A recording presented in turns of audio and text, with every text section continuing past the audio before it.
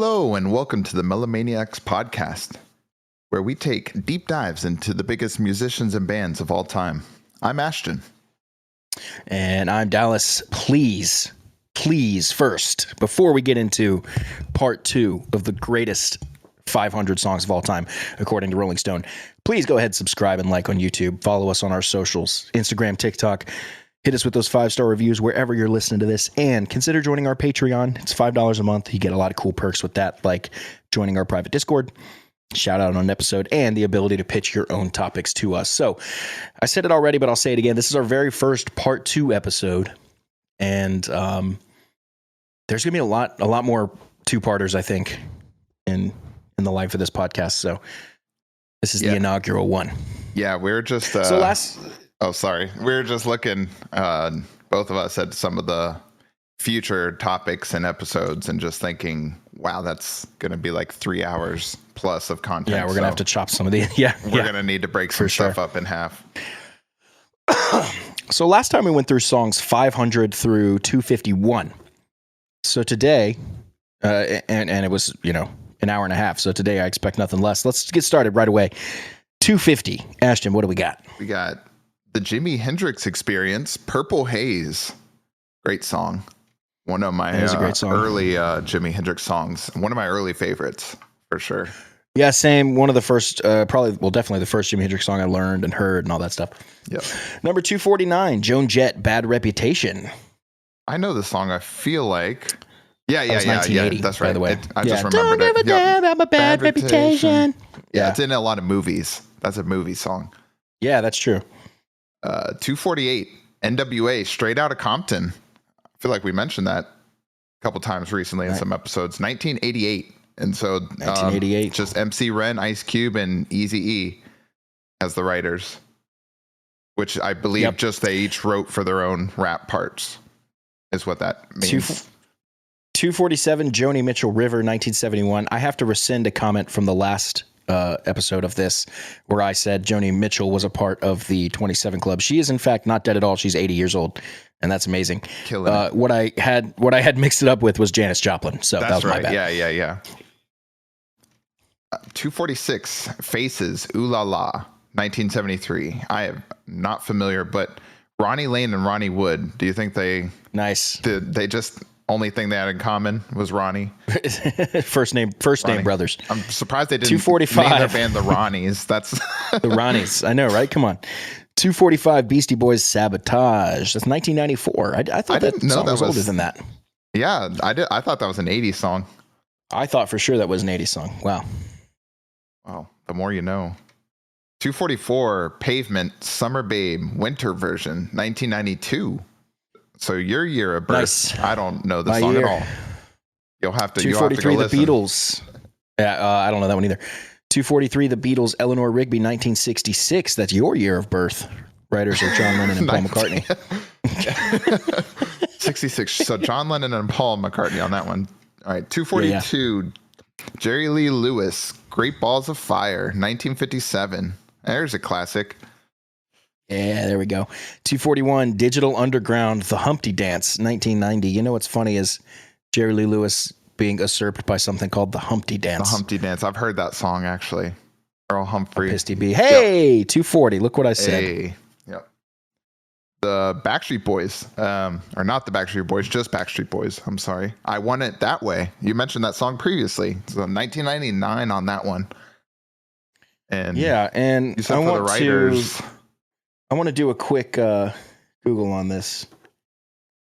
Yeah, so we have Carl Sandburg. Okay, so Max Martin is the very famous songwriter, and I had a feeling that wasn't his real name, and I was correct. His real name is Carl Martin Sandburg. So there you see him on that as credited as Carl Sandburg. Yep. Anyway, 239, Big Star, September Girls, 1974. Real quick, read the paragraph under. You don't have to read it out loud, but it mentions exactly what you mentioned, that Carlson and Martin were still learning English, and the lyrics don't mean anything from the song.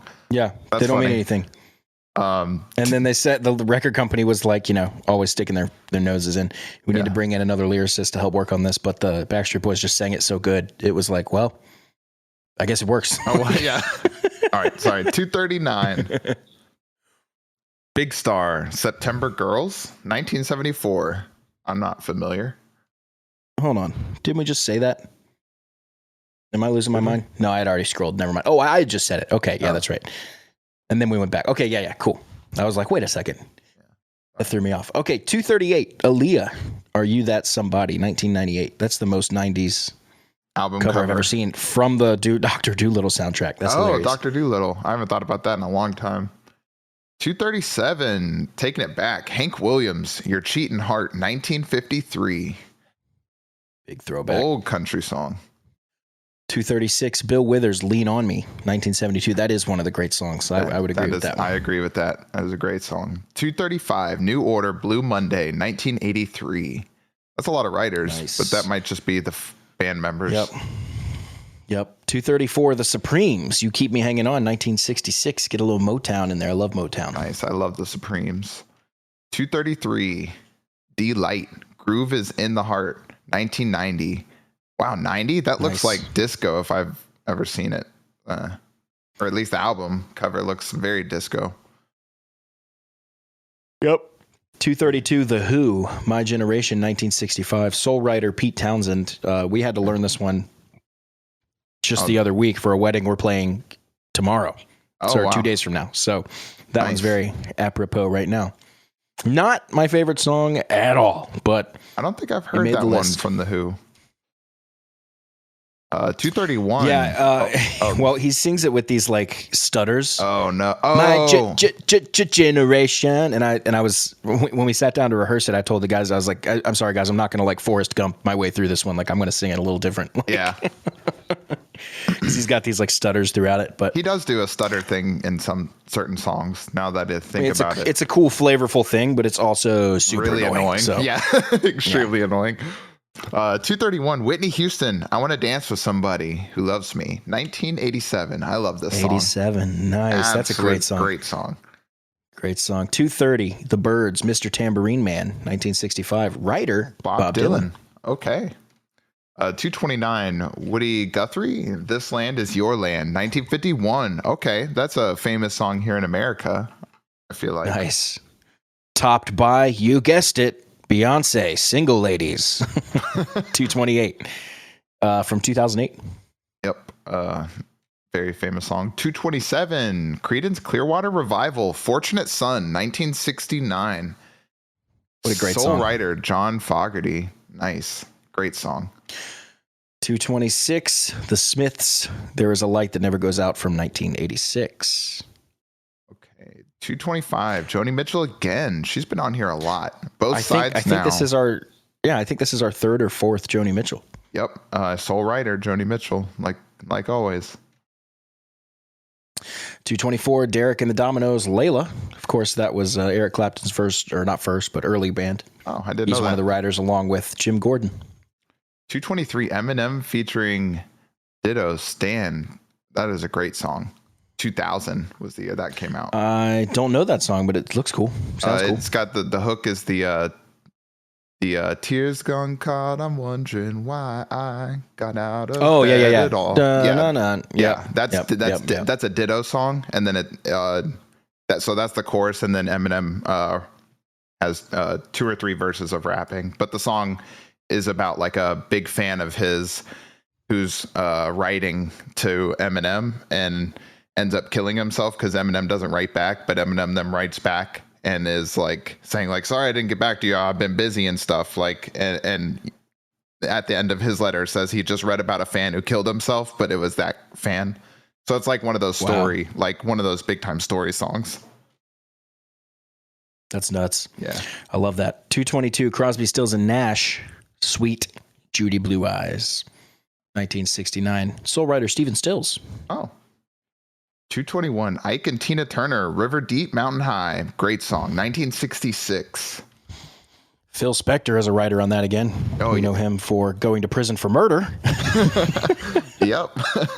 And having a crazy afro and being a very famous music producer and famous for creating what is now known as the Wall of Sound. So a big, epically large sounding productions at the time. So anyway, 220, New Order, Bizarre Love Triangle, 1986. I recognize zero things about this name, art, anything. Yeah, me neither. I am not familiar. But you will 219. Tom Petty, Free Fallin', 1989. Great song. Yeah. And I do believe you like the cover a lot. Oh, yeah, the John Mayer cover. There's a lot of good covers, but the John Mayer one's really good. Mm-hmm. Surprised to see Jeff Lynne as a writer. He's the main guy from Electric Light Orchestra. Really? And then Tom Petty and Mike Campbell, who I don't recognize the name from. But wonder if it's someone from the Heartbreakers. He's a good writer, apparently, because that song's killer. 218, Wilson Pickett. I would have expected to see Mustang Sally, but it's In the Midnight Hour, 1965. Hey, there's still 217 more slots. I'm pretty sure Mustang Sally was Wilson Pickett, right? I'm not 100% on that one. Yeah, Wilson Pickett, yeah. It could be later.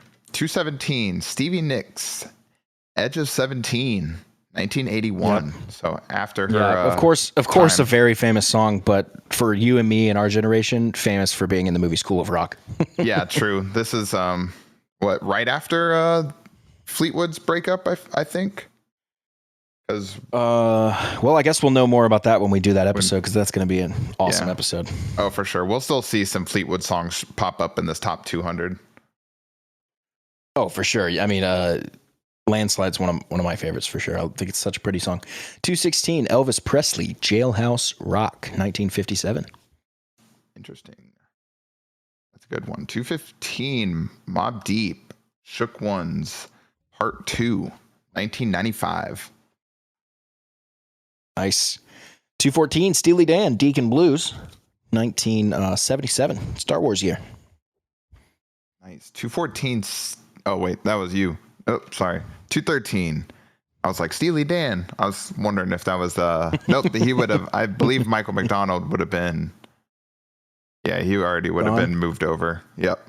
213, The Rolling Stones, Paint It Black, 1966. Just Jagger and Keith Richards as the writers on this one. I'm not a big fan. Not the biggest Rolling Stones fan, but this song I really just don't like. I don't like this song at all. It was in Guitar Hero, and I was just playing it along in Guitar Hero as a kid, just being like, "Wow, this one's not as good as the that's what I was thinking the whole time. Like, Paint It Black is just like, God, there's so many other. If I have to listen to the Stones, couldn't I listen to a better song than this? I know. But 212, another Guitar Hero one that turned me onto this band, Boston, More Than a Feeling, 1976. Soul writer Tom Scholz, of course. When did their singer die? I know he died young, right? Bradley Delp died in like 2007. Okay. Something like that. So not I will confirm so we don't spread misinformation, but okay. I'm pretty sure it was 2007. Yeah, March 9th, 2007. Okay, so not Brad super Delp. young. One of but they were still together at that point, right? And they still do stuff now. Their singer that replaced him is a friend of mine. Oh, nice. Tommy DeCarlo. He lives around here in Charlotte. I'm good buddies with his son, too. The name. Tommy DeCarlo Jr. Does his son have perfect pitch? No, that's Rick. Okay, You're thinking of Rick Beato. Okay, yeah. 211, U2, 211. With or Without You, 1987. Love this song. I like a lot of I love big U2. U2 I love hits. U2, and I don't understand why so many people hate them. Do you? Because I don't get it. No, my dad liked them, so I always grew up liking them. I really like. I mean, they're a band that takes a lot of political stances, so maybe that's a reason people don't like them. And Bono is very verbal about his opinions on America, and so some people also take that. But if we're just talking about the music, man, they write a ton of great stuff, like a ton. So and they really crafted a sound. Yeah, dude, they're pretty unique. To the point that if you ever listen to contemporary Christian like worship music, all of it is just trying to sound like U2. Yeah. And a lot of it sounds really good, but that's because U2 sounded really good. Yeah, U2's got that sound on lock. Yeah, and I think it's an important thing, and we could maybe talk about this at some point, but separating art from artist. Some people can do it, some people can't. Mm-hmm. But you write a good song and then you say something stupid. It's like, well, I still like the song. Like I'm not gonna be like, the song now sucks. It's like, no, you liked the song 10 minutes ago before he said that. Like, song hadn't changed. Number 210, Funkadelic, One Nation Under a Groove, 1978. I mean, just the consummate like funk song name. Yeah, right. 209, Don Henley, Boys of Summer, 1984.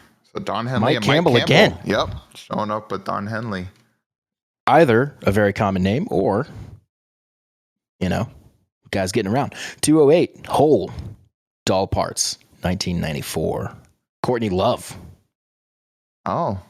And a few other people, but I see that. Yeah. Under there. 207, Rage Against the Machine, Killing in the Name, 1992. Great song. One of their best. All four members credited as writers there.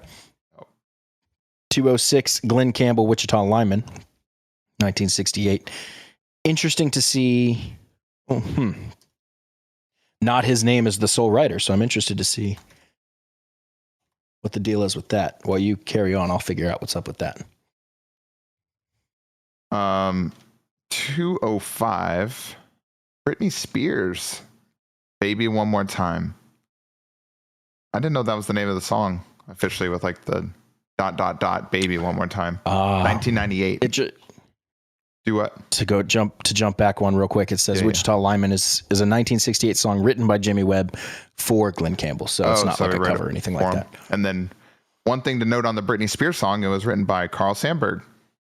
Yep, Max Martin. We're going to see his name probably a lot, especially on this kind of 90s and through the 2000s. Massive pop hits. By the way, that album cover brings me back. I had that album as a kid, and I remember staring at that album cover all day. All right, 1 second. I am swapping to my other browser that blocks ads because it is crashing my... Nice. I don't have the ad blocker installed for when I open up Google under our podcast, but I have it under my personal. But I have the ad blocker on my personal, and it just kept It kept crashing because it's like trying to put ads on the left, ads on the right, in between each line of text. Like, dude, it's like I gotta get this out of here. The worst websites for ads are video game, like anything with a video game, like a cheat code website, anything like that. There are so many ads, it's unviewable. Anyway, number 204, David Bowie, Young Americans, 1975. Soul writer, David Bowie. Nice. Earlier stuff. 203, Stevie Wonder, Signed, Sealed, Delivered, I'm Yours, 1970. My wife loves this song. It's really good. We're playing that. We're playing that Saturday as well. That's one of the ones I sing for our wedding. For our wedding set list. I was going to say that's a good wedding song. Oh yeah. 202, Elton John, Your Song, 1970. This is an amazing song. Oh yeah. I know you love some Elton John. Yeah, of course. If it's Elton John, the writers are going to be Elton John and Bernie Taupin. They were kind of the partners. Where I think Bernie did most of the lyrics and Elton did most of the music. Yeah. 201, Johnny Cash, Ring of Fire, 1963. I love this song. Not written by him, it looks like. Or that's interesting. I'm starting to see a pattern where some of these older country guys aren't writing their own songs, and I think. That's right. Ring of Fire is a cover. Oh, that's why we saw the. I just remembered. I do believe Ring of Fire is a cover. That's why. Nice. But we are on number 200. David Bowie, Changes, 1971. Again, soul writer David Bowie. So that's two David Bowies kind of really close to each other. Yeah, I like that song a lot. 199, Aerosmith, Dream On, 1973. Soul writer Steven Tyler. Yep. 198, Marvin Gaye, Sexual Healing, 1982. I really love that song. Yeah, that's a classic Marvin Gaye. There was a cover of this song where it was like a jazz cover where a guy just played all the melodies on guitar, and I learned that as a kid when I was coming up on guitar. I love that song. 197, and Peebles? I don't think that would be Pebbles, right? Peebles? Got to be Peebles. I Can't Stand the Rain, 1973. Not familiar. Me neither. But she is listed as one of the three writers. 196, James Brown, All Class, Get Up, I Feel Like Being a Sex Machine, 1970. Gotta love some James Brown. Yes. 195, Patsy Cline, Crazy, 1961. Writer, Willie Nelson. Nice. 194, PJ Harvey, Rid of Me, 1993. Written by PJ Harvey. 193, The Rolling Stones, Wild Horses, 1971. Mick Jagger and Keith Richards. Are they going to be the writers for like every Rolling Stone song, most likely? Yeah, pretty much. But also that's another Rolling Stone song where I'm like, skip. Yep. I agree. And I think, maybe I just don't like the Rolling Stone. I don't know. Maybe maybe that's part of it. I'm curious to see if the songs I like by them are going to show up on the list. There definitely are tons of good ones. Gimme Shelter's got to be on there. Lots of good ones. But all right, 192, Ghetto Boys, Mind Playing Tricks on Me, 1991. All right, 191, Bobby Gentry, Ode to Gentry. Billy. Got to be Gentry. Gentry, Ode to Billy Joe, 1967. Fun fact, written about Billy Joe Armstrong. Joking. Yep. He wouldn't have been born then, or maybe just around then. 190, NWA, Fuck the Police, 1988. Nice. That one made the, Eazy-E, not a writer on that song. 189, David Bowie, Space Oddity, 1969. He's been on here a lot. Yep. And he's the sole writer on that song. I didn't know that he was, he always struck me as somebody who would have multiple writers with him, but I guess I think he's been mistaken.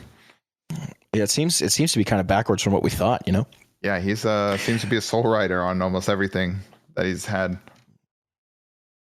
188, The Jimi Hendrix Experience, Little Wing, 1967, one of my favorite songs, and the cover of it by Stevie Ray Vaughan is a must listen. It's actually fully instrumental. He plays just kind of one long guitar solo, and it is just unbelievable. Stevie Ray Vaughan, one of the all-time greats.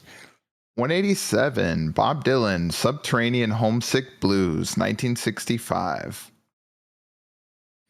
186, The Staple Singers, I'll Take You There, 1972. I think I know the song. The title sounds familiar. 185, Michael Jackson, Beat It, 1982. Nice. Great song. Are you surprised to see Beat It that low? Not really. Or at least for my list personally. I did remember a very proud moment when I listened to Beat It. And I was like, that guitar solo sounds a lot like Eddie Van Halen. And then I looked it up and learned that it was Eddie Van Halen and felt extremely proud of myself. I think that was right after a Van Halen binge as a kid. Very famous. What you might not realize is all the other guitars, if I'm correct, are Steve Lukather from Toto. So all that's Steve Luke from Toto. He did his band. Awesome. Actually, Toto pretty much was Michael Jackson's band for those early records. Or not, I don't know about those early records, but the 80s records with like Thriller and all that stuff. A lot of the Toto guys were the band on that. Yeah. 184, Sinead O'Connor, Nothing Compares to You, 1990. Of course, the writer on that is Prince. Really, really good song. Sinead's cover's great. Prince's version's great. And Chris Cornell does a really fantastic version as well. Oh, I didn't know Chris Cornell had a version. I'll have to give it a listen. Like acoustic, and it's super good. Oh, that's awesome. Super good. It really highlights. So to me, like a lot of the Prince songs, like they're great songs, but something about the production and the way he approached it, I think almost for me, kind of hides like how good they are. And I'll give you the example. We played with a Prince tribute band one time, and they played Raspberry Beret, and it was the first time I ever was like, this song actually rocks really hard. Like this is a killer song. But when I listen to the recording of it, I don't get that vibe at all. Like I think, it's a good song, but I don't get the vibe that it like kicks mega ass like I do when I saw it live. Yeah. And of course it wasn't by Prince, but it was, a faithful recreation of it. And that moment alone made me dig into Prince a lot more and be like, this is really like bluesy, rocky stuff. It's just kind of shrouded in like 80s pop production in his a lot of times. Yeah, he had an interesting approach to music. So Nothing Compares to You is a great example where the Prince version's, great, but you hear Chris Cornell do it with an acoustic guitar and you're like, this is a good fucking song. Yeah. Like you strip it all away to get to the song itself that he wrote. And it's like, this is fantastic. Anyway, that was my quick side note on that song. 183, Stevie Wonder, You Are the Sunshine of My Life, 1972. I like that song. It's a good one. Stevie Wonder's the writer. Yep. 182, writer. Simon and Garfunkel, The Sounds of Silence. I always thought it was just The Sound of Silence. Wow. 1964, writer Paul Simon. This is one of those songs that kind of annoys me because everybody covers it. Yeah. And it almost became a joke like a meme almost, like anytime someone in a TV show is like sad and they look at the camera and the audience laughs and it plays this song, it's kind of like that kind of thing. Yeah, it kind of, to me, like sullied the song itself almost with all the silly uses of it and covers and covers and covers, kind of like Hallelujah and that other one we were talking about. Yeah, the unfortunate thing about this is that due to our age and time, I heard the Disturbed version a billion times. And like you said, I've heard basically every cover before I ever became a Simon and Garfunkel fan and had ever listened. So by the time I actually got to the original song, there was just no appreciation left, no room for me to like listen to it and like it because I've heard it so many times. And yeah, it's cool to hear their original version. Like that's, like, all right, I heard the original, that's cool. Mark it off the list. Like now I don't have to go back and do it again. Kind of like it's not a song I'm going to over and over again. But maybe when it came out in the zeitgeist. But if it came out in 64 before it was that huge thing, I bet the song was awesome. You're like, oh, it comes on the radio and you're probably like, oh, sweet. I love the song because it's not overplayed. So probably had That's a hilarious thought. Yeah.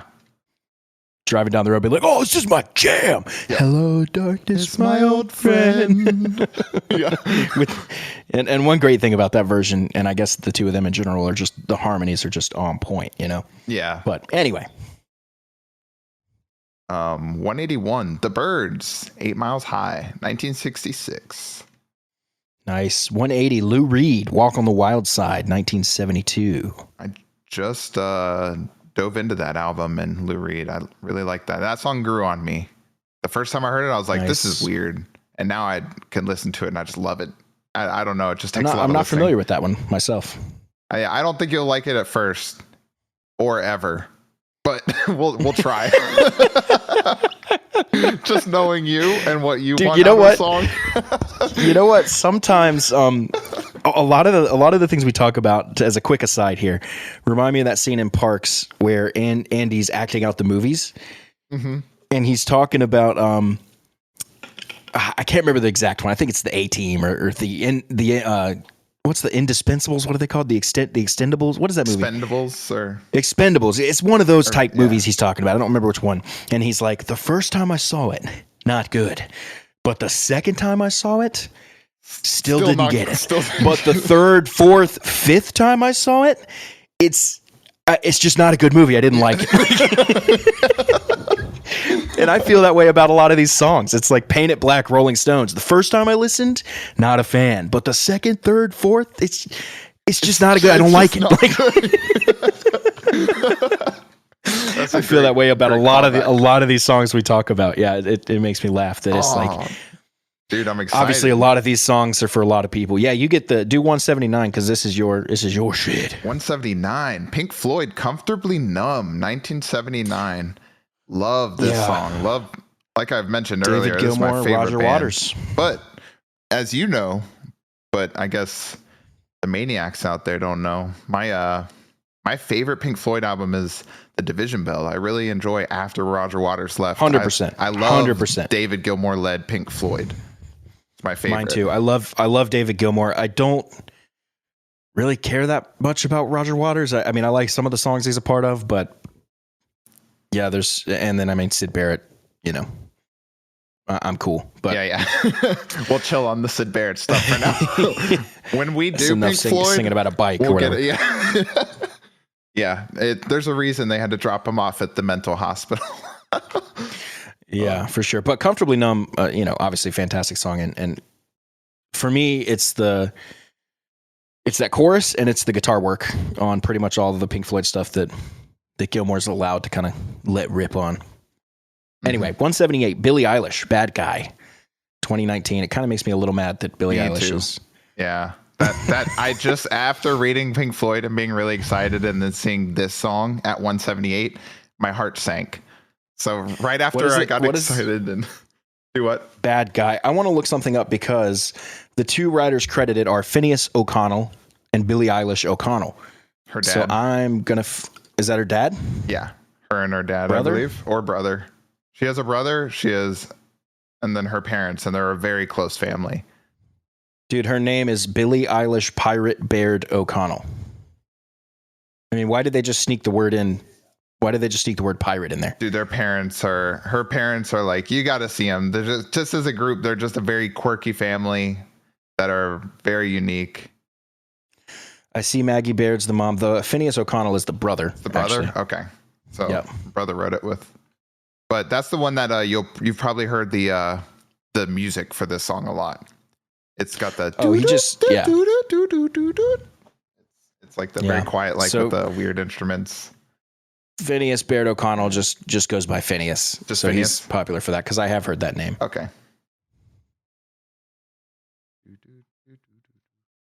All right. So I was wondering about that. All right, 177. I gotta move along because that one made me upset. 177, Van Halen, Jump, 1983. Nice. That's a good song. Yeah, I used to know that one on keyboard. Fun. I was like one of the. Yeah, well, fun fact for a lot of people that might not know, all the keyboards in Van Halen are Eddie playing those, as far as I know. Yep. 176, The Kinks, You Really Got Me, 1964. That's funny, that coming right after Van Halen. Obviously, they really famously covered that. Yeah, they did. That's right. That is funny that those are back to back. 175, The Flamingos, I Only Have Eyes for You, 1959. One of the all-time band names, The Flamingos. Oh, yeah. 174, REM, Radio Free Europe, 1983. I don't know if I'm familiar with that song. I'm pretty familiar with a lot of REM, but I don't think I know that one. 173, Television, Mark We Moon, 1977. That is, they look like vampires in their album artwork. That front guy. Yeah, like front guy needs to he could eat a salad or something. Right. He needs some calories. His cheeks are sunken. It looks like a skull with skin on it. 172, Nina Simone, Mississippi, Goddamn. 164. 1964. I got too excited by Goddamn. 171, Louis Armstrong, What a Wonderful World, 1967. Secret. Yep, that was really good. I found out just the other day I can do a see trees, kind of red rose. I'll have to practice that one. That's gonna hurt my throat. I kind of lost it. I kind of lost it right there. But just the other day, I was joking and singing that song, and I was like, I actually kind of nailed it. And I feel like I need to be sick to do it. It's just that kind of yeah. That kind of like screaming thing. 170, The Five Satins, In the Still of the Night, 1956. All right. That's the one, 1956. In the Still of the Night. Oh, that's right. Yeah. No, it's not That'd that song. That'd be funny if that came out in the 50s. It's like that song, dude. Yeah. Like just like that, like out of nowhere in 56, that comes out. You could do that? Whoa. That's the here's the TV. Here's the television, and here's Whitesnake. You're like, oh my God. 169. Anyway. Tom Petty and the Heartbreakers, American Girl, 1976. Didn't really like this song that much until I saw it used in Parks and Recreation, actually. They use it when they're zooming out of the Harvest Festival, and it just fits the scene so well that it kind of made me like the song. Yeah, it grew on me. Yeah. Boom, boom, boom. Yeah. 168, Dusty Springfield, Son of a Preacher Man, 1968. Nice. 168, 1968. Like that. 167, Eminem, Lose Yourself, 2002. I'd agree with this one being. Yeah. I feel like this one, I feel like this one has to go on the top 500 list. Yeah, for sure. 166, Mott the Hoople, All the Young Dudes, 1972. Writer, David Bowie. Interesting. 165, Hank Williams, I'm So Lonesome I Could Cry, 1949. I think, is this a new oldest? No, I think we had some from the 30s. Did we have one in the 30s? I think 39 maybe? I think so. Something like that. Yeah. 164, Bob Dylan, Mr. Tambourine Man, 1965, writer Bob Dylan. We've had Mr. Tambourine on this list already. So maybe it was a cover of it? Is that? I guess so. For sure we've had that on here though. Hey, 163. Hey. Something you mentioned earlier. Fleetwood Mac, Landslide, 1975. Writer Stevie Nicks. Yep. Nice. That's right. Yep. That's a really, really good song. And that album is the pinnacle Fleetwood Mac album, I believe. That's Rumors, right? That cover? Yep. I believe so. Yep. Rumors 162, was their last. Nick Drake. Nick Drake. I don't know that name. Pink Moon, 1972. Me neither. That's a wild album cover. You don't see a lot of... It's kind of weird from like the 70s and stuff. Maybe I'm wrong, but you saw less like solo artists like this. Like Nick Drake, I was like, oh, that's like 2008. Like, yeah, you know? No, it sounds like it. But then it's like 1972. You're like, it's not Nick Drake in the something. Like, there's always a band name with it, in the band. I don't know. Yeah. 161 Madonna, Into the Groove, 1985. Although, as I say that, I guess you had, David Bowie, Tom Petty, but it just feels a little bit different. Well, Tom Petty and the Heartbreakers. Yeah. Yeah, so he had a band follow him. Yep. 160 REM, Night Swimming, 1992. Another one I don't think I know by REM. Huh. 159 The Who, Bob O'Reilly, 1971. I loved this song as a kid. It was one of the first songs I learned on the drums. Yeah.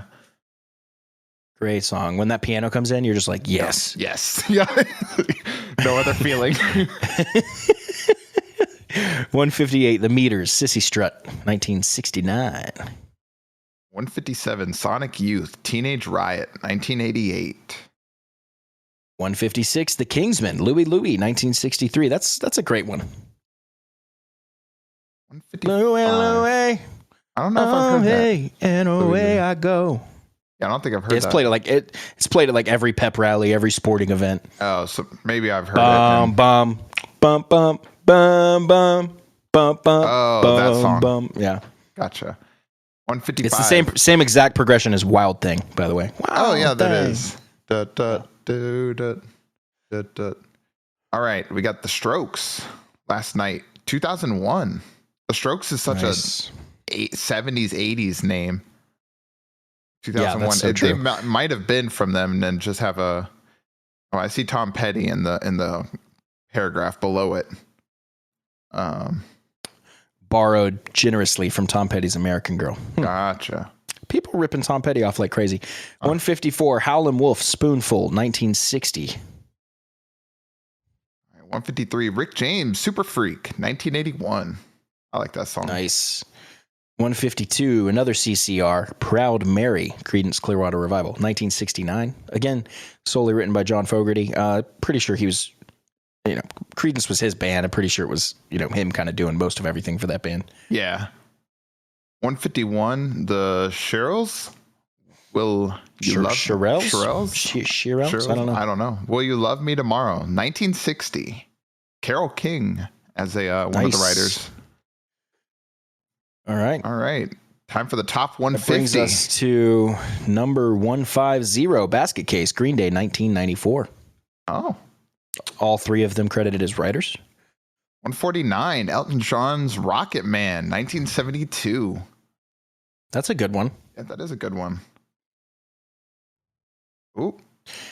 148, Led Zeppelin, Kashmir, 1975. All of them credited as writers except for John Paul Jones. Interesting. Huh, yeah. This song, another early drum song that I was like a goal of mine to learn. At the very beginning, it was really hard to do the double kick because it's like the regular beat, but you just do a double kick like a doo-doo with your foot. And that was like so hard for me to do because you have to do that second kick in between your hi-hat hit. And so it was very weird. Yeah, it was very weird in the beginning when learning. But once I could do it, I felt so proud of myself. So that song always has like a special place in my heart. But 147, Fats Domino, Blueberry Hill, 1956. Yep. 146, James Taylor, Fire and Rain, 1970. I didn't realize it was that old. I did know it was probably 70s. Really good song. If you listen to that recording, it holds up today next to anything. Like, it doesn't sound like it's from 1970. Oh, nice. 145, recent episode, Outcast. Miss Jackson, 2000. There you go. Love that. That's awesome seeing them. And we just did it. Yeah, I love seeing that up there. We split the two 500 Greatest Songs episodes with Outkast, so that's funny. 144, The Rolling Stones, Jumpin' Jack Flash, 1968.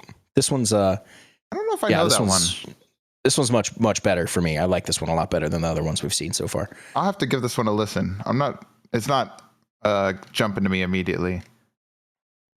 143, The Clash, London Calling, 1980. I like The Clash. I'm not big on this song. I don't know. Not my favorite. 142, George Jones, He Stopped Loving Her Today, 1980. 141, Rod Stewart, Maggie May, 1971. I like this song. I like Rod's kind of raspy, whispery voice. Oh, killer singer. I don't know that song, but I like a lot of his songs. 140, another shout out to a couple weeks ago. Bob Marley and the Wailers, No Woman, No Cry, 1975. Nice. 139, Madonna, Vogue, 1990. Yeah. She's kind of gone off the deep end, huh? I do believe so. Have you seen her ass implant? Yeah, it is hilarious. There's no other word for it. Yeah. 138, Blondie, Heart of Glass, 1979. 137, Ariana Grande, Thank You Next, 2019. And you know what? 1, 2, 3, 4, 5, 6, 7, 8 writers. Thankfully, Ariana Grande is one, and I do really like her. And one thing that I really like about her is there's tons of videos of her sitting down and working Pro Tools, and like she's a wizard at it. She's like really good at that stuff. Oh, nice. Which is very, very uncommon for an artist in her position.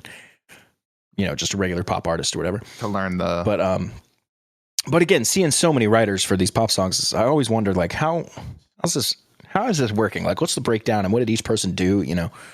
Yeah, I agree. We'll have to look more into that. I don't know if someone will be able to explain it. But because some of the great songs of all time is like one guy, two guys. And then some of these pop songs, you know, Nicki Minaj, whatever, is 13 dudes. You're like, what? Yeah. Anyway. 136. Otis Redding, Try a Little Tenderness, 1966. Nice. Otis Redding has written a lot of songs that have been covered very famously. One that comes to mind immediately is Hard to Handle by the Black Crowes. Oh, okay. 135, The Beatles, She Loves You, 1964. 134, Tina Turner, What's Love Got to Do with It, 1984. I like that song. That's a great song, huh? Yeah, it is. Yeah. 133, interesting to see this at number 133. Journey, Don't Stop Believin', 1981. Whoa. That song holds... I would honestly have not been surprised to see that in the top 50, potentially even the top 25. Same. Wow, this so is coming in at 130. Now again, anytime we're surprised, it to me it just makes me think like, okay, well, what's the criteria for great? It's like if you and I are going to debate who's the greatest guitar player ever, what are we talking about? Like, what does great mean? We have to decide on a definition for great. Is it ticket sales? Is it album sales? Is it how fast they can play? Is prowess, it like there's so many different things. Yeah. So I think probably the best way to do a greatest list like the one we're going through, or greatest guitarist, whatever, would be like we do our ratings for our bands, to have categories that you rate them out of 5 or 10 or whatever, and then do an average at the end. I don't know what it is. That's just my thinking. Yeah, maybe we'll get a clear view once we get through the whole list on how they lined it up. Yeah. I hope we're not too mad at like the top 10. Yeah, me too. 132, Eric B. and Rakim, Paid in Full, 1987. I've just never heard one of the great album covers. Yeah, I've never heard a lot of the music, but Rakim, I do believe, is a huge inspirational rap artist who died. I believe he died pretty early, and I think Tupac and a lot of them look up to him. I could be wrong about that, but I know that I know the name Rakim as being pretty infamous. Yeah. 131, Ben E. King, Stand By Me, 1961. What a great song. Just a really good song. Are you looking that up? You want me to keep rolling? Oh, he hasn't died. He's still alive. What was he in that I know him from then? Or maybe you're thinking of someone else. Yeah, I might be thinking of someone else, but I know the name Rakim. I wonder what... I made that mistake. Huh. Yeah. I guess I was mistaking him. 130. Martha and the Vandellas, Dancing in the Street, 1964. Great song. Been covered a lot. 3 writers on that. Marvin Gaye's one of them. That's cool. Oh, nice. 129. Drake, Feet, Majid Jordan. Hold On, We're Going Home, 2013. Unfamiliar. I'm also unfamiliar, and maybe I'm just not overly familiar with Drake's music, but I just don't know about putting him too many times in the top 500 songs of all time. You know what I mean? Yeah. 128, Led Zeppelin, Whole Lotta Love, 1969. And there you go. John Paul Jones is included. All four. Yeah, in this one. And a guy named Willie Dixon. Yeah. Oh, so he's credited because they were throwing in quotes from a song he wrote from his other band, Howlin' Wolf. Gotcha. So he wasn't like in the room writing this with them. 127, TLC, Waterfalls, 1995. Great song. 126, George Michael, Freedom, 1990. Yeah, George Michael's the only writer. 125, Sex Pistols, Anarchy in the UK, 1977. Okay, big punk song. 124, Buddy Holly, That'll Be the Day, 1957. Nice. 123, Talking Heads, This Must Be the Place, Naive Melody, 1983. Talking Heads have a unique sound. I like some of their songs, but not all. I really like a few of their songs, yeah. Yeah. The ones I really like, and then everything else is pretty mid. Burning Down the House, I like that one. Yeah, that's a good one. 122, The Impressions, People Get Ready, 1965. I like that one. Curtis Mayfield's the writer on that. 121, The Beatles, Let It Be, 1970. Nice. One of my more favorite Beatles songs. Beatles songs, yeah, that one's good. 120, X-Ray Specs, Oh Bondage, Up Yours, 1977. That looks like a punk cover. I don't know what they are, but I'm going to go ahead and... Yep, by the London punk scene. Okay. And by the way, real quick, to go back to Let It Be, I believe that was the last song the Beatles ever did. Before Lennon died? No, just before they kind of called it quits, I think. Called it? Okay, and went solo? I think that's correct. 119, Marvin Gaye, I Heard It Through the Grapevine, 1968. Ooh, there's a good one. Classic. Ooh, 118, Radiohead, Creep, 1992. A lot of writers on that one. A lot of writers on that. Actually, huh. 117, Aretha Franklin, I Say a Little Prayer, 1968. 116, oh gosh, Rob Bass, or is that Bass? I don't know. Rob Bass and DJ Easy Rock, It Takes Two, 1988. Gotta love these 80s rap covers. I know, right? They're always like shoulder and arms crossed and shit. Yep. Yep. 115, Etta James, At Last, 1960. What a great song there. 114, Britney Spears, Toxic, 2003. I actually still like that song today. I can't believe that song is that old. Oh, right. If you ask me when, is that the one that goes dun dun dun dun dun dun? Yep. Yeah, I would have guessed that was like 2009, 2010. Really? Maybe. Yeah. 2003. Like that's crazy. Early. Yep. I remember feeling young for that one. 113, Stevie Wonder, Higher Ground, 1973. Oh, great one. And this was, of course, covered by the Chili Peppers, I believe. It was. And that was Chili Peppers' debut album, wasn't it? Or was it their second album? It was an early one. I think it was their second one. Yeah, it's an earlier album of theirs that they covered this. 112, REM, Losing My Religion, 1991. Finally, a song that I know by them and very much enjoy. This used to be on one of their SingStar. most famous ones, I think. Yeah, this one was on SingStar, so I learned all the lyrics for it through that. Nice. 111, Bruce Springsteen, Thunder Road, 1975. And I have heard this song just recently. Just listened to this album yesterday. There you go. It's a pretty good song. This is one of his more so just like raspy. His rasp really comes through in this one. We'll talk more about it on the episode. So 110. Can't wait. 110, The Beatles, Something, 1969. George Harrison is the only writer for this one. Yeah, it's a Harrison piece. Nice. That's cool. 109, Sly and the Family Stone, Everyday People, 1968. I feel like I've heard that song. Or a cover. 108, The Cure, Just Like Heaven, 1987. I like the guy's name. That's Lol. That's 107, Wu-Tang Clan, Cream, 1994. I haven't heard a whole lot of Wu-Tang Clan, but I hear they're good. Me either. 106, The Rolling Stones, Sympathy for the Devil, 1968. Yeah, maybe my top Rolling Stones song. I love this one. Definitely much, much better Stones song. And then there's some other, obviously a lot of other good ones as well, but that's up there for me. 105, David Bowie, Life on Mars. 1978. 71, sorry. Yep. And he's been on the list a lot as well. He has been on the list a lot. I'm not a big Bowie fan, so I'm interested to see that. I am, so I get it, but a lot of the songs I like, once again, have not made the list, so I just have a unique interest, I guess, in what I look for. 104, the Jackson 5, I Want You Back, 1969. Nice. Great song. 103, Alanis Morissette, You Ought to Know, 1995. Also a really good song. 102, Chuck Berry, Maybelline. Oh, well, hold on real quick. It says, I just was skimming the the thing here from You Ought to Know, a one and done vocal performance. Oh, so, really? One take, she's done. I don't know how true that is.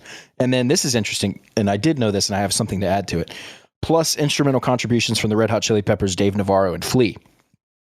I had read an article with the producer of this song who said that Flea's bass was so out of time that he had to go in and do tremendous edits to get it, working. Oh, really?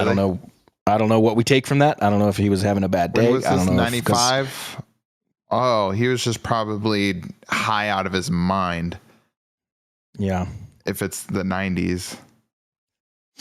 Yeah. So, but that I remember reading that, and I don't know if we can trust the producer either, but who knows?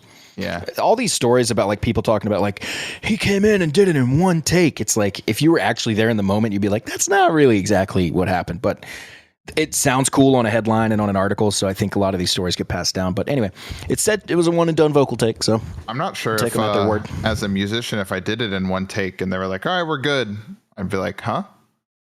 Are you trying? Yeah. No, let's roll that again.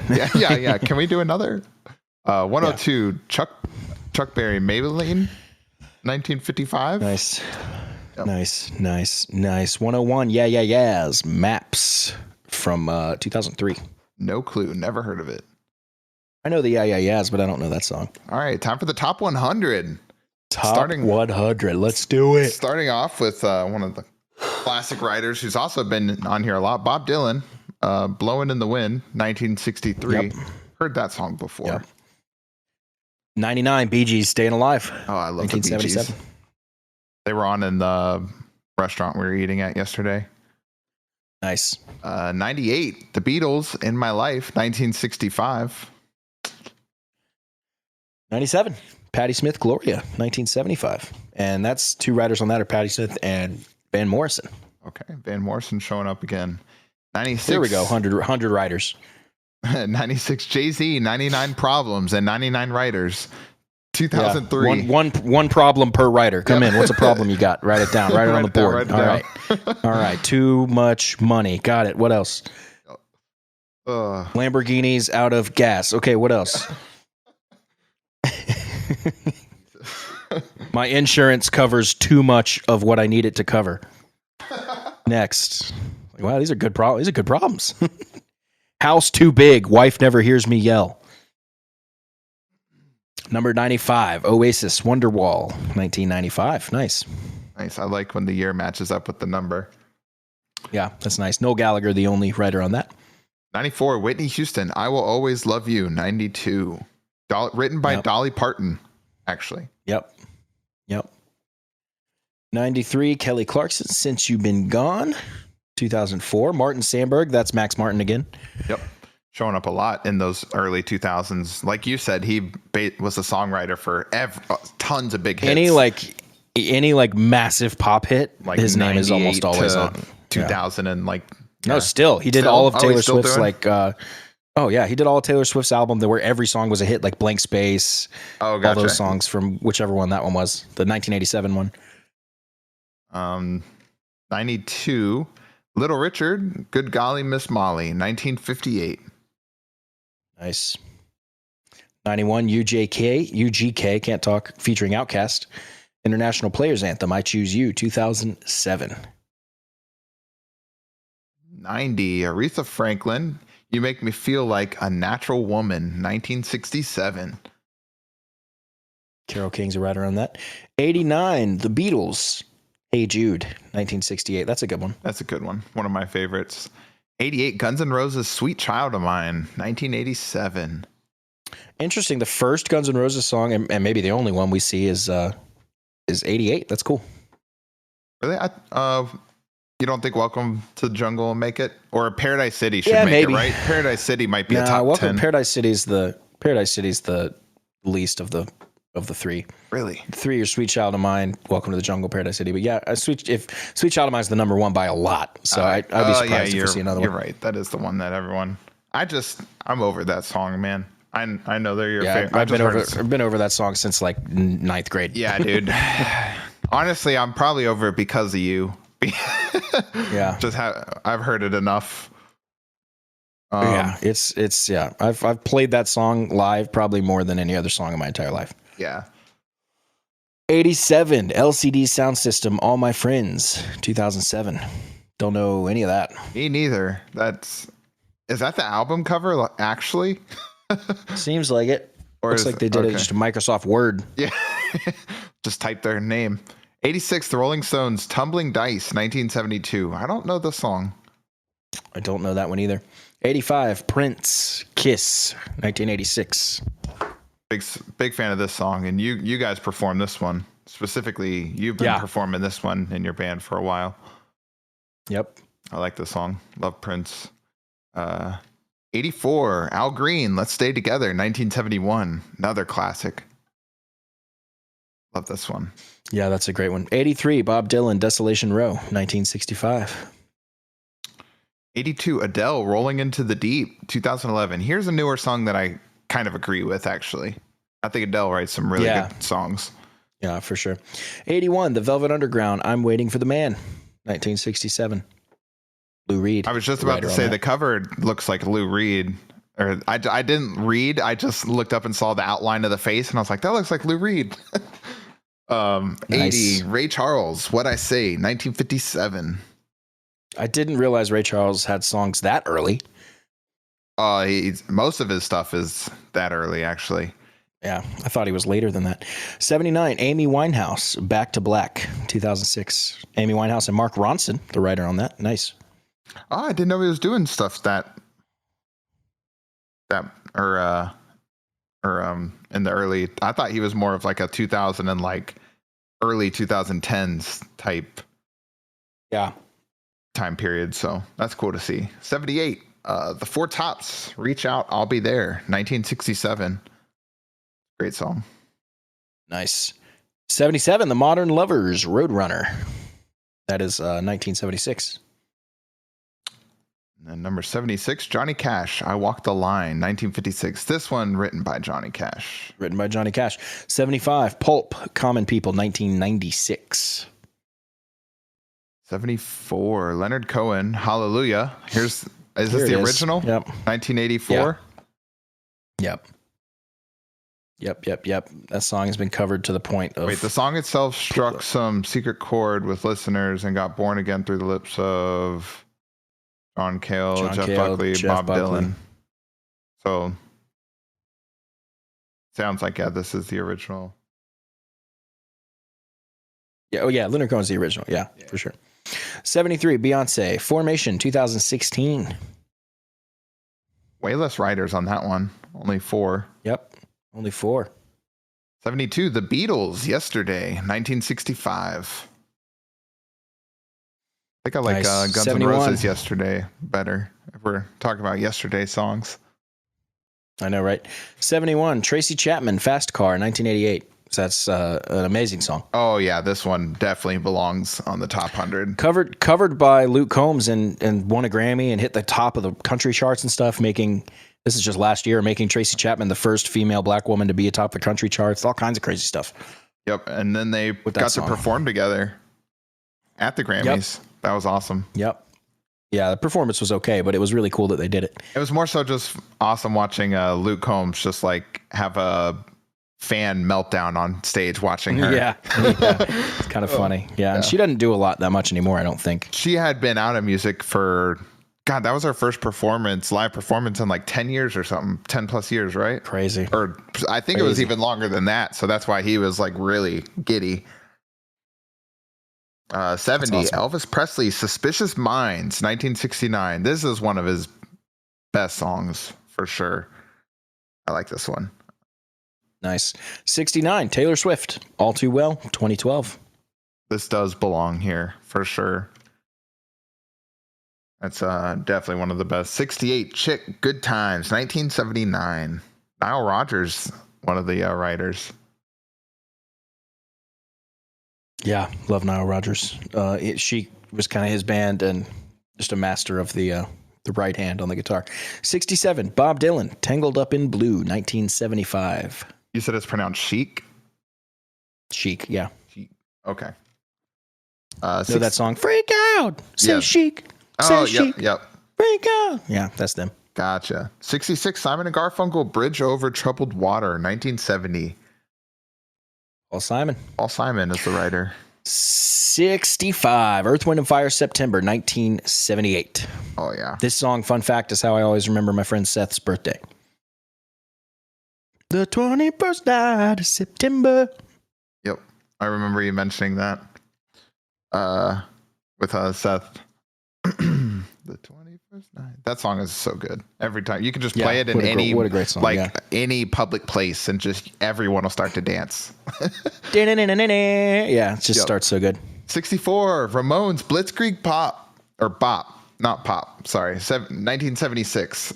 This is like this was the Ramones song, I guess. The first punk song I've ever heard.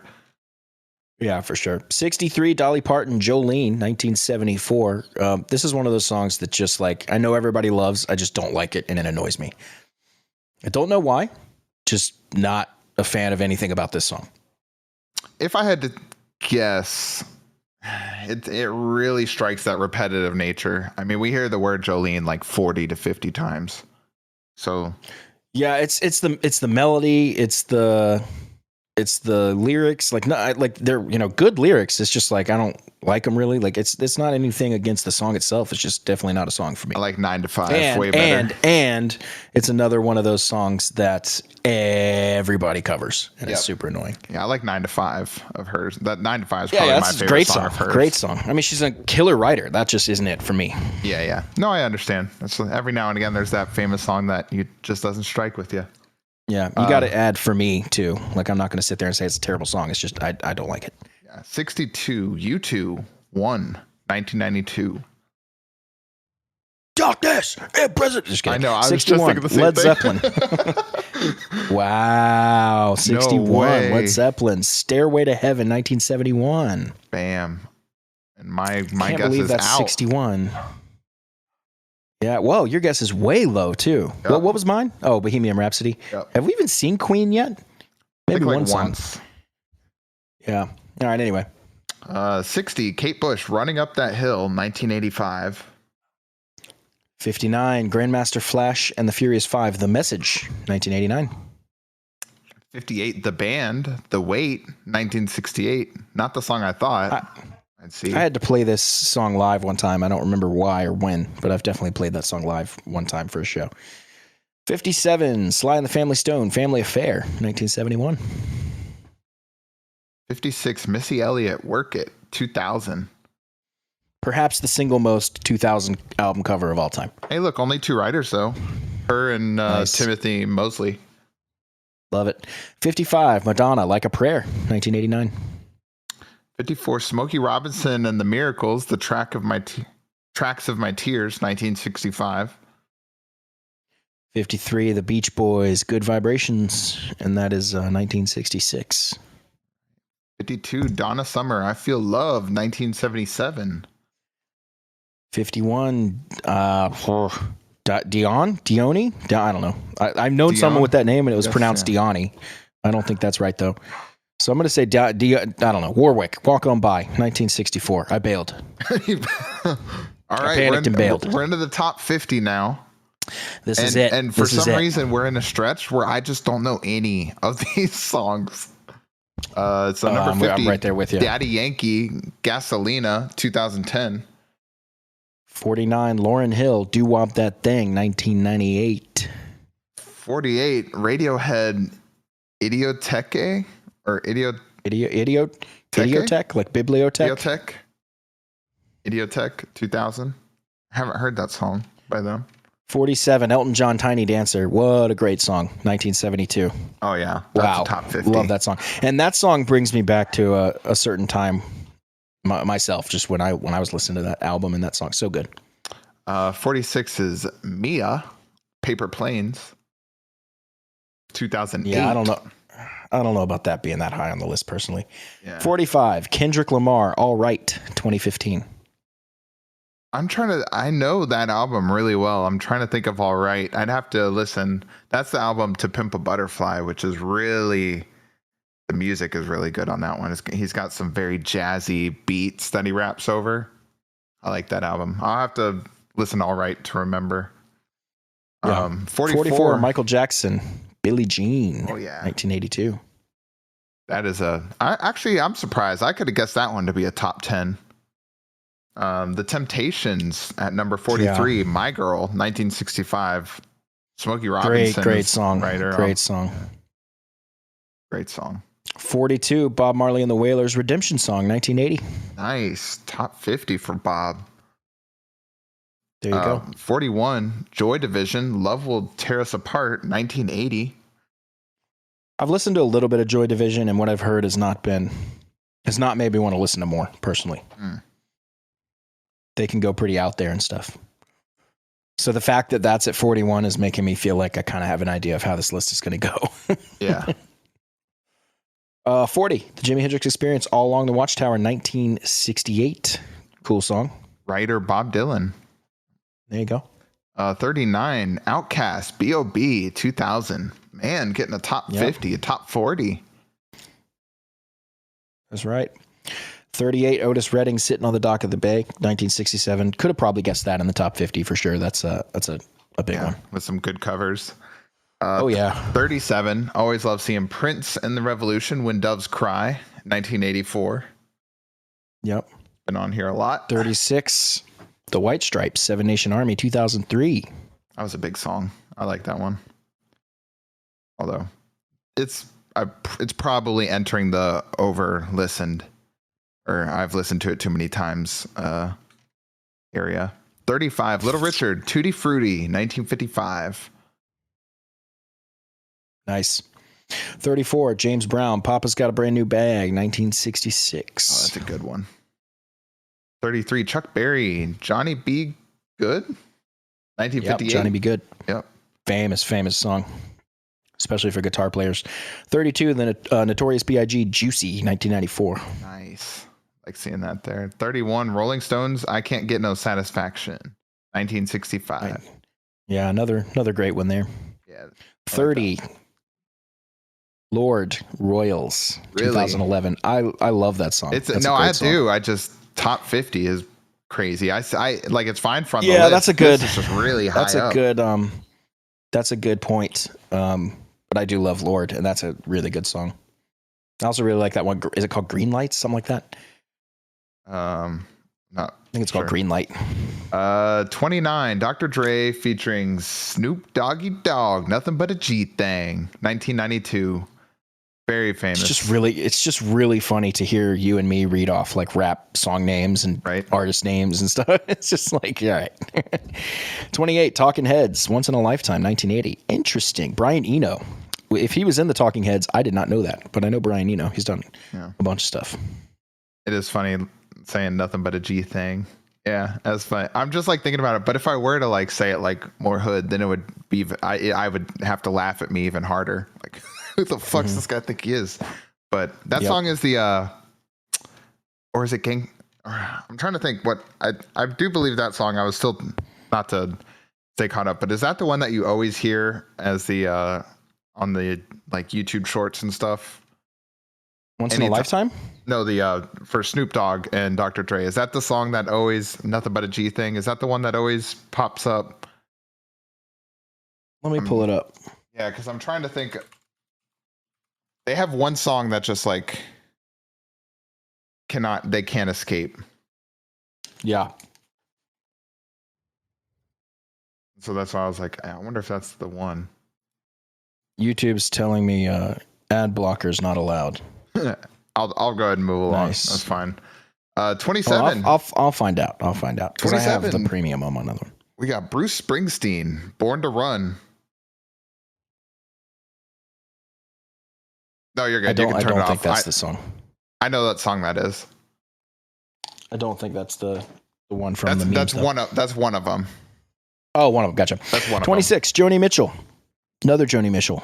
Just missing the top 25. A Case of You, 1971. Real quick. I said Bruce Springsteen. It was Born to Run, the song, 1975, which is off the album Born to Run.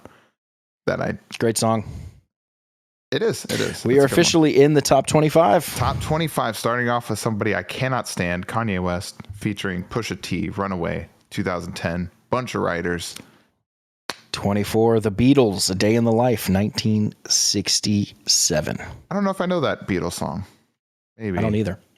23, David Bowie showing up again on Heroes, 1977. Did have a co-writer on this one, Brian Eno. Yeah, Brian Eno, he just popped up a minute ago. 22, The Ronettes, Be My Baby, 1963. Phil Spector as a writer on that again. Yep. I wonder where all his royalty money goes. I have no clue. I'll have to look into it. 21, Billie Holiday, Strange Fruit, 1939. Old song. That's got to be one of the oldest on the list. 20, Robin, Dancing on My Own, 2010. Not familiar. Oh, God. Not 19. 19, John Lennon, Imagine, 1971. Writers, John and Yoko Ono. I heard this. So I've heard about this song my whole life. And somehow I'd never actually heard it. And then one of my students wanted to learn it on piano. So I pull it up and I start listening to it.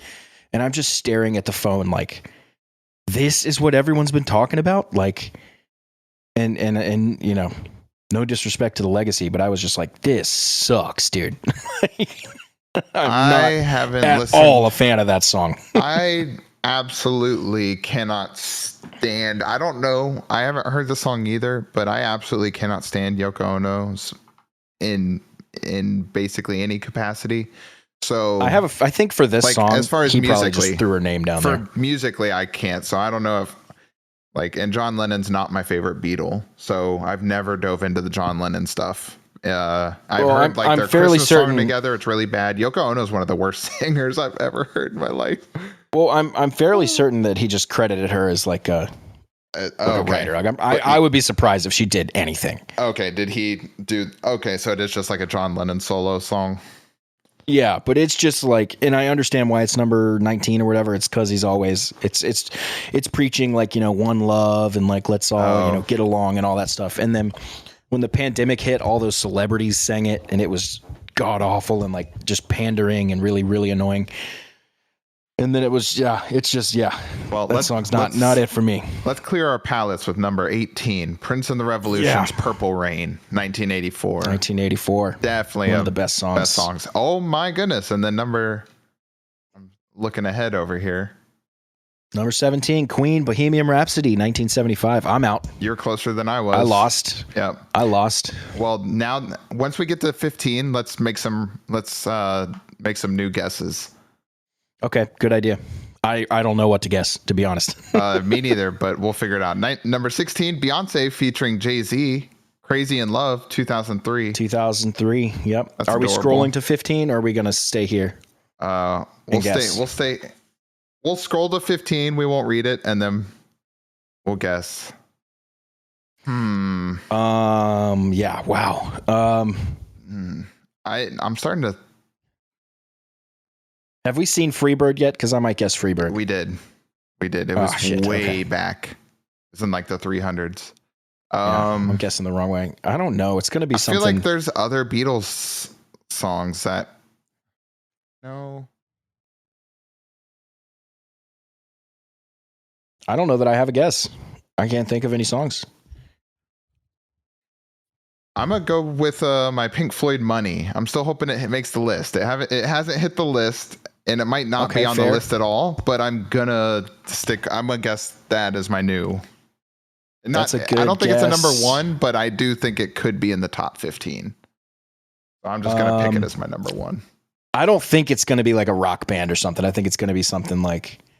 Something the Beatles or maybe a solo. I'm gonna go with a Michael Jackson. Oh, What's a big one? Have we seen Thriller yet? I don't think we've seen the song Thriller yet. We have not seen Thriller, no. But I don't know how good of if that's going to make the greatest songs list necessarily. And maybe I'll go Thriller. Sure, Thriller's my number one. Let's do it. All right. Number 15, The Beatles. I Want to Hold Your Hand, 1963. Number 14, The Kinks. Waterloo Sunset, 1967. Nice. 13, finally, The Rolling Stones, Gimme Shelter. What an amazing song, 1969. So my favorite Stone song is Beast of Burden, which I don't think would make the list, but one that I enjoy. Number 12, Stevie Wonder's Superstition, 1972. Yeah, that's a good one. Good one. 11, The Beach Boys, God Only Knows, 1966. We are in the top 10. What? Look at number 10. Number 10, Outkast's Hey Ya. Man, I like that Outkast has shown up, but only on like the top like 100 is where they popped up. And they're in the top 10 here. Wow. Yeah. 2003. Oh, that's awesome. Number 9, Fleetwood Mac Dreams, 1977. Dude, that's my favorite. You like that song? I do. A lot. That song gets really, really annoying to me because it's just 2 chords back and back and none of them resolve to the other. So it just feels like it constantly is waiting to go somewhere that it never goes to. And that always has bugged me. I knew you were. And then after you kind of key in on that dud, dud, dud, dud, dud, dud, dud, dud, and then you're kind of like focusing on that. It's like, I can't unhear it. I knew like, you it's were, a fine I knew song, you were not going to like it because of the actual musicality of it. It's something that I don't know if you're able to look past, but I just like the calming effect of the music the whole time. Like I don't want it to change. Like I like that it's just relaxing and stays that like same beat. Like that's what I like about it, is that like calming, relaxing like thing about it. If it had more intricacies, and what I think most I'd like people it as much. What most people are liking about these songs is probably lyrical content and stuff. So true, yeah. The lyrics are something people can like, but yeah, it's just lyrics is mainly what 99% of people are going to be listening to. I just think it's like good background, like feel good, like on the playlist of just like good background. Does background belong at number 9 though? I'm not so sure. Number 8. No, but it is a big song. It's a huge song. Missy Elliott, Get Your Freak On, 2001. Okay, Missy Elliott. I could see her being. She's huge, like in the hip hop scene. One of the biggest hip hop artists of all time. Crazy. Number 7, The Beatles' Strawberry Fields Forever, 1967. I don't know how I didn't think of that song. Number 6, Marvin Gaye, What's Going On? That's a good one. 1971. All right, top 5. Oh, okay. How did we not think of this? Nirvana, Smells Like Teen Spirit, 91 at number 5. Love it. I was reading a little of the snippet there. Number 4, Bob Dylan, Like a Rolling Stone, 1965. He might have been on here the most. I think you might be right. Yeah. Number 3, Sam Cooke, A Change Is Gonna Come, 1964. Why don't I know this song? How do I not know a top 5 song? Sam Cooke is one of the biggest vocal influences on Steve Perry from Journey. Number 2, Public Enemy, Fight the Power, 1989.